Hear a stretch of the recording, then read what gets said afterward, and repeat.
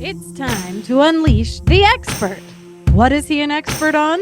Relationships, sex, spirituality, and rediscovering yourself beyond the trauma. Get ready to unleash more purpose, passion, and pleasure in your life. Here's the expert himself, Mr. Brandon Patrick.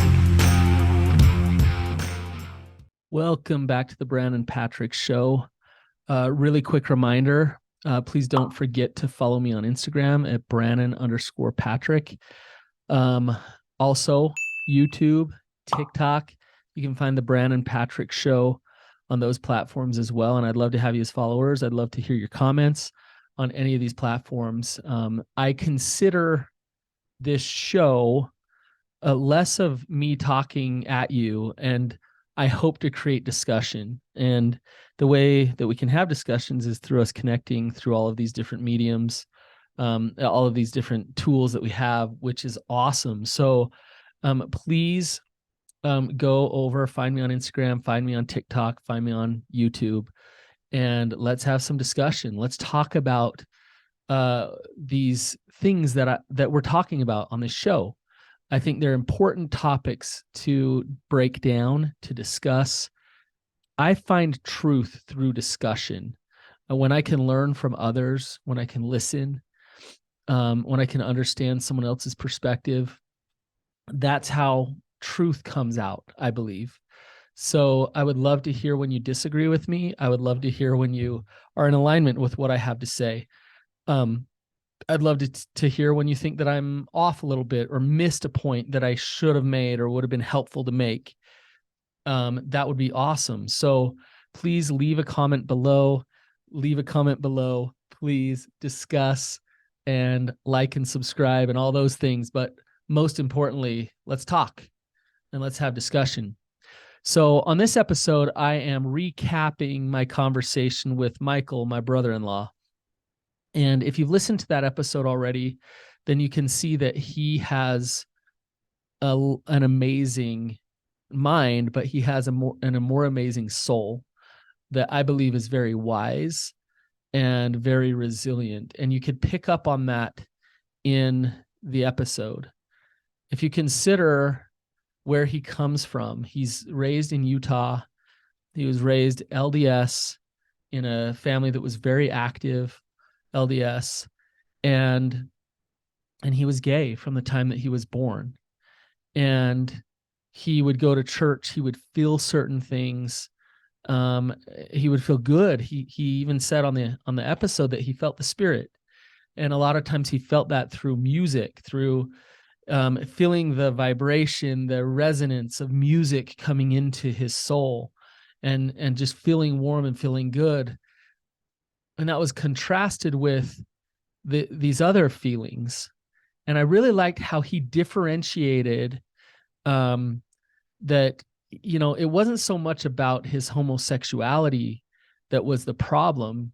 He said that in general at church, he felt like he was being asked to reject himself as a sexual being and to reject his sexuality, that all pleasure and all sexuality was bad, was not okay, was disgusting, was wrong, and not acceptable.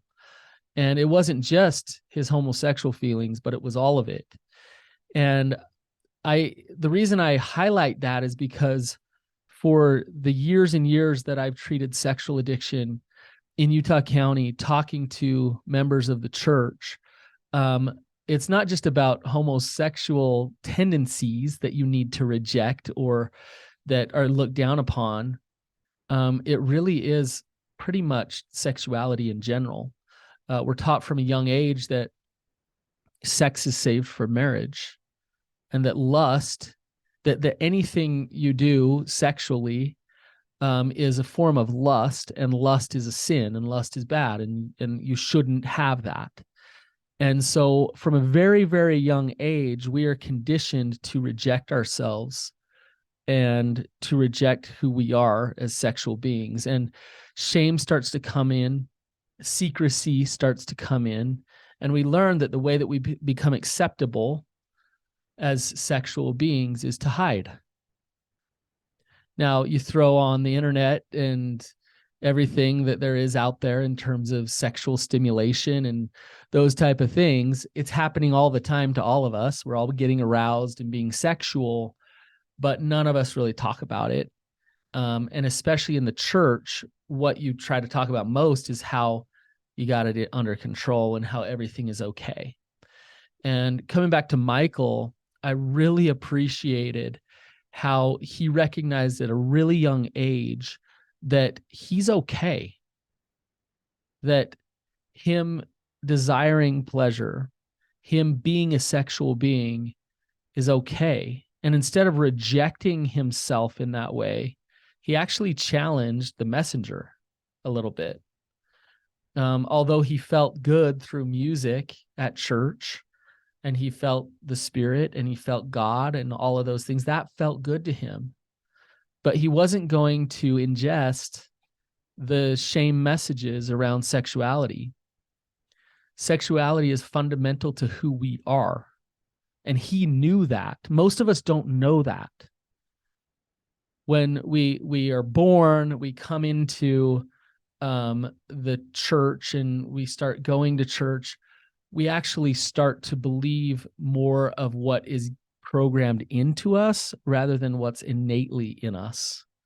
And we reject what's innately in us because the programming is saying that's bad. And then our sexuality turns into what is programmed rather than what just is. And our sexuality is looked at as dangerous, as wrong, as broken, and as not okay. So I thought that was a very important point, and also a great example that Michael was of resiliency to those messages. And Michael has great parents, and they're my in-laws, right? And I love them so much. And his parents are very loving and kind and accepting people. And so luckily, he wasn't, he was raised with these messages about self-rejection, but he was also given messages by his parents of, we love you no matter what. And that leads me to the next point that he made that I think is actually pretty awesome. He told the story of, well, I want to back up and just share a little bit about how he got outed to his mom. I didn't know the story that his stepdad actually went and opened his mail and then took that mail to his mom. They since have divorced. Stepdad worked for the church. He held high positions in the church. He was very prideful, very controlling, very domineering, and emotionally abusive, and just not a good guy at all. And he was justified to out Michael because Michael was a sinner and Michael was bad. And he was the one who was good because he was such a good standing church guy. He was this, in my mind, a toxic, masculine, patriarchal figure who thought that he was doing the right thing. And in turn, he actually did some things to Michael that were horrific in terms of harassment and things like that because of Michael's sexuality. And I mean, I'm talking about crimes he did to Michael that were not cool and not okay. But in his mind, it was all justified because Michael was a sinner and Michael was bad. And he was on this high pedestal of being a church leader. So Michael had a mom who recognized that wasn't cool and that wasn't okay. And she ended up divorcing him. But I really love the story that he shared about his dad.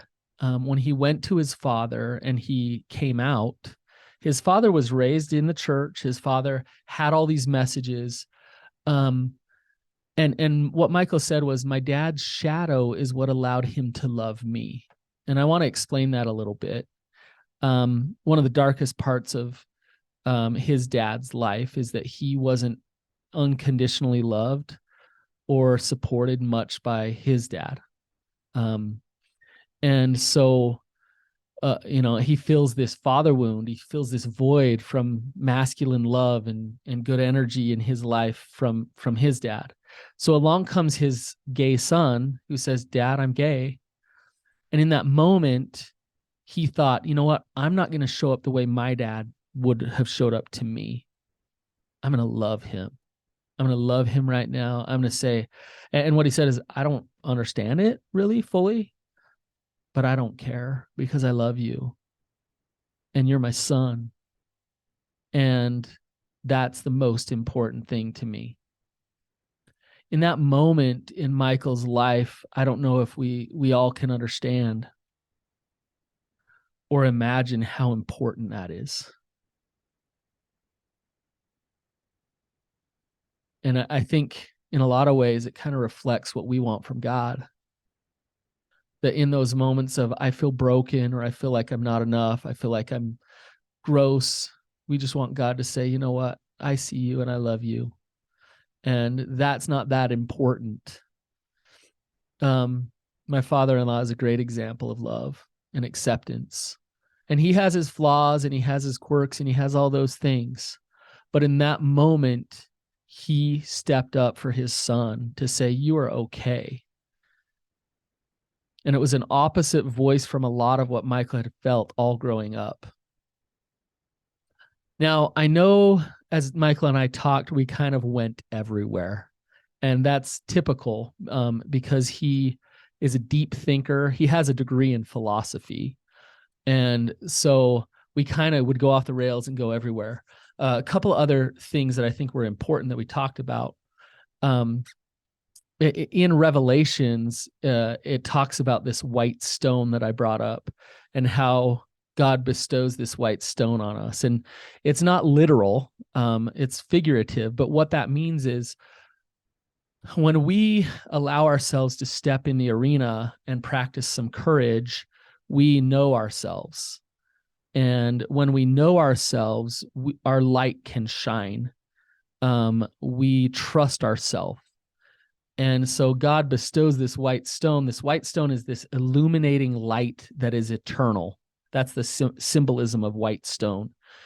Whiteness is illumination, it's light. And the stone represents eternal. And so when we allow ourselves to push through our fear, to accept who we are and step into the arena, we understand who we are. And that's the bestowing of that. That's what we're talking about. I know it sounds a little weird. And so what Michael was saying was, the most important thing is to know thyself. And I absolutely agree with that. I think coming back to Christ's ministry, when he was saying Christ was with the horse, he was amongst the people. What he wasn't was stuck behind a bunch of constructs, a bunch of fancy schmancy buildings or this or that. He was out there and he was him. And he blessed people's lives and he served. And that's who Christ was. And I think we all have our own ability to do God's work in our own unique way. But the way that we do that is not through becoming what we should be, because whatever is telling us to be that way. Rather, it's letting go, letting God into our lives, and then stepping up. And that is what real realization of self is, knowing who you truly are. It was an interesting thing when I brought up, it's really fascinating. And it is, if you think about it. If I were to dress like Jesus, and, I got the long hair and I have the beard, but if I were to dress like Jesus, like literally, like sandals, a robe, and walk into church, I would be curious the response. Why are you wearing a robe? open-toed sandals to church. You don't do that. You know how many times I've been told to shave my face or cut my hair at church because it's inappropriate and it's not okay? So if I were to dress and look like Jesus himself, I would be rejected. And I think there's a metaphor there that is important. That if we, Jesus spent his life saying, let go of all the minutia, love God, love your neighbor, serve others. And I'm not going to get caught up in what you tell me I should or shouldn't do. I'm just going to be about my Father's business. Now, I don't mean to get too preachy here, but the point is are we too caught up in all of the dogma that we miss opportunities for love? I told that story to Michael, and it breaks my heart of how I was planning on not going to his wedding if he ever got married. That makes me sad. It makes me sad that I was bought in that far, that I wouldn't love him and support him no matter what. And I wholeheartedly believed that I would be helping him by rejecting that part of who he is. And I actually think that's overstepping my bounds a lot, because his salvation is between him and God. His spirituality is between him and God. And it's not my job to judge and to say, this is who you should be. I realize that structure and constructs and things are important, and that there needs to be some boundaries with some things. But I also think that over time, the constructs have been used to manipulate and to force people into believing certain things because there is an agenda attached to that. So Michael's light is awesome. There's so many more things that I'm going to get to with him. He's an expert on things like plant medicine, and overcoming. I don't want to say overcoming, understanding and becoming conscious of your ego and your shadow. And so I look forward to having him on more and to really digging into some of those topics, because I think they apply to all of us, just as long as, we can kind of decipher what we're saying, because we can really go off on tangents. So you guys, that's my thoughts on that episode. If it was helpful, please rate and review and leave comments down below. Like I said, I want discussion, and have a wonderful day. We'll see you guys later.